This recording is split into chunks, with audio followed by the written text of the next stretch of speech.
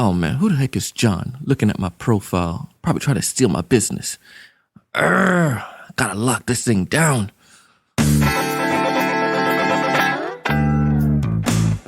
Hey everyone, welcome to another great episode of the Sales Evangelist Podcast. I'm your host, Donald Kelly, the Sales Evangelist, and I'm so excited for another great episode. I'm so excited to be here with you, and it's another Monday morning in paradise, baby. We're getting ready to get out there this week and to go and hustle and to work hard and to find some success. But before we dive into all the fun stuff, ladies and gentlemen, you know I got to give some shout outs. And this week, my shout outs come from a few friends on LinkedIn.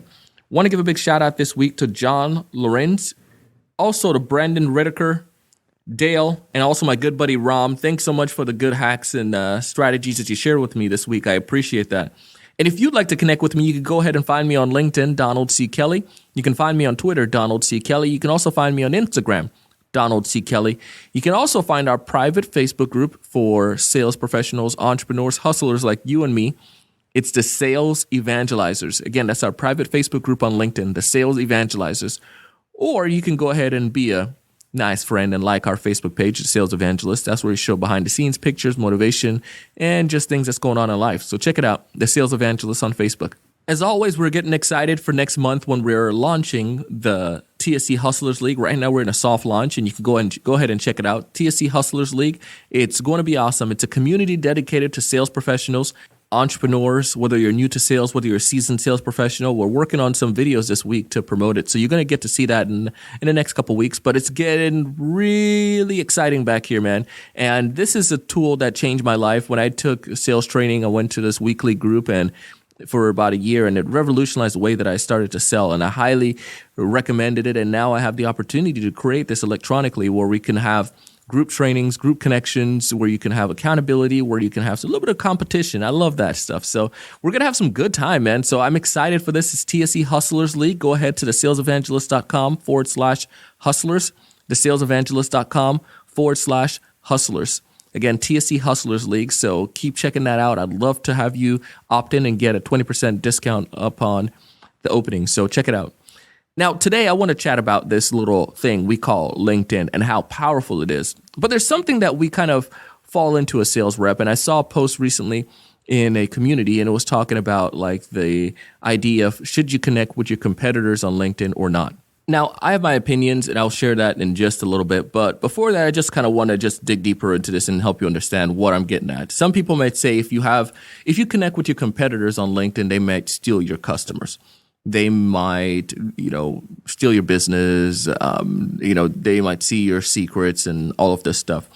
My thought with that is that there's a thing called the internet. It's not just LinkedIn there. There's many other ways that your competitors can find out about you if they really want to find out about you. They may can go onto your website and find out a plethora of information. I've done that before. I've gotten some training on how to sell my product by looking at how my competitors sold their products. And I have, been able to learn. And I'm sure they've done the same thing for me. They've come to my website and they've looked at stuff. I have offered my services to competitors before offered customers to competitors before because I couldn't solve their needs as much as my competitors really, could. Maybe they're just too small for our business and it wasn't a fit. So I had to share them. I've gotten a job because of a competitor before, because the competitor just was someone that I kept in the same vicinity. We may not have gone fishing, meaning we didn't hang out on weekends or anything like that, but we saw each other at networking events and we were cordial to each other. And that person eventually, at one point when I was leaving an industry, helped me to find a new industry to get into and helped me land a good job, which was, I can't tell you how amazing that was, how the success that came from that one opportunity. So your competitors, they don't necessarily have to be enemies. If you think about it like that, if you have this MacArthur theory mentality that everyone is trying to steal from me and everyone is looking at my profile and blah, blah, blah, you probably will find a lot of that. I have a firm belief that if you keep that kind of mentality, that negativity, then it's going to be there. But you can still have your competitors connect with you. You can still protect some information that you don't want to share, and you can still be cordial and have a good relationship. And I'm just going to share with you some different ways. It's the abundance mentality. I think in a bigger way, but there are some ways that you can still have your protection if you desire. And I'm going to share with you some of those hacks if you desire to use them, or some ways that you can learn as well. Because again, I use my competitor to learn. I use my competitors to better sell. And I'm sure I give them information too based on I give them all these podcast episodes for free and bring these guests. So I'm sure I'm helping them in some way. So anyways, but I'll share some ideas. One, what you can do if you're trying to protect yourself on LinkedIn is go to your LinkedIn profile, and I'll put a screenshot in our show notes. This is episode number 208. I'm pretty sure it's 208, right? Episode 208. And there's a small picture of your profile picture in the top right-hand corner of the screen. If you click on that, there's a drop down, and I think about 4 or 5 drop downs down, there's a thing called your privacy settings. Now, if you click on that, there's a couple cool features that people probably don't pay attention to. Your competitors may not pay attention to, and you may not pay attention to. But there's a thing called activity broadcast.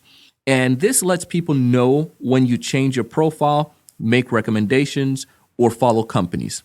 Now, you can turn this on or off. The benefit, if you turn this off, then people don't know what recommendations you received or what recommendations you made, or people that companies you start following, or changes to your profile. So now they might not recognize that, okay, well, David just connected with Merrill Lynch and is following these 5 companies.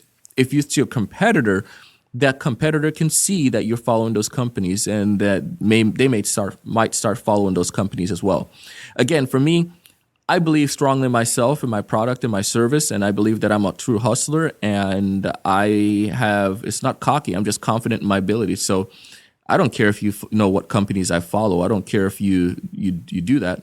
But you can, because again, I don't have the business, so it doesn't matter.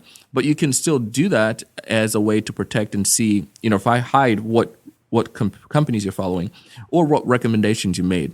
So people might look at that and see, oh, well, you're recommended these companies, therefore they must be your customers. And, your competitors can do some homework and see that. Another thing that you can pay attention to is your activities feed. It's also one of the drop down, but this basically can determine who can see your activities on LinkedIn. You can have it just be yourself. You can have it be your, different, your connections, your network, and, it can be open to the public or so forth. So that's another settings that you can take care of there on LinkedIn.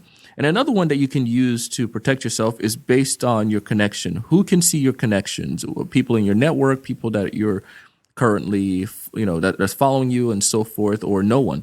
So you can do that as well. So you can hide your connections. So there's a couple options with that. Another area to pay attention to is also your groups, because even if you're in a group and you're not connected with someone, on just regular, your plain old, your connections or your profile, you may not connect with them, but you're in a group together, they can still find out some information about you because you're part of that group. They can also see the amount of connections that you have, and they can still do some investigation. What I'm getting at is that you can still do some of these things and try to hide, but people can still find ways to get around. My recommendation, again, is that you have an abundance mentality, but that you make sure that you focus on doing what you need to do to find success. Don't just continually worry about the negative stuff. Don't continually worry that people are going to look at your business and have this closed-minded way and be locked off. You just got to have confidence in yourself, in your abilities, in your companies, and have confidence that if I offer true value to my customers and they really, really believe in me and I'm really doing a good job, the likelihood of them leaving me for a competitor is slim to none. Maybe it's just insecurities that people are having with that. Maybe they have some insecurities in their product or in their service or in their companies. Maybe that's the true reason. But again, if you have true confidence in yourself and in what you're offering and the value you're giving to your customers, the likelihood of them leaving will, go low. They will be more than willing to introduce you to other people. And again, competitors don't necessarily mean that they're bad. Competitors could be opportunities to land great jobs in the future. We all don't stay in the same job forever. And maybe there are good opportunities that you can pitch to them and they'll pitch opportunities back to you. So as always, I want you to be successful. I do this. I bring these guests on because I want you to be able to have just be happy and have your wild success. I want you to accomplish your desires. Most importantly, I want you to go out and do big things.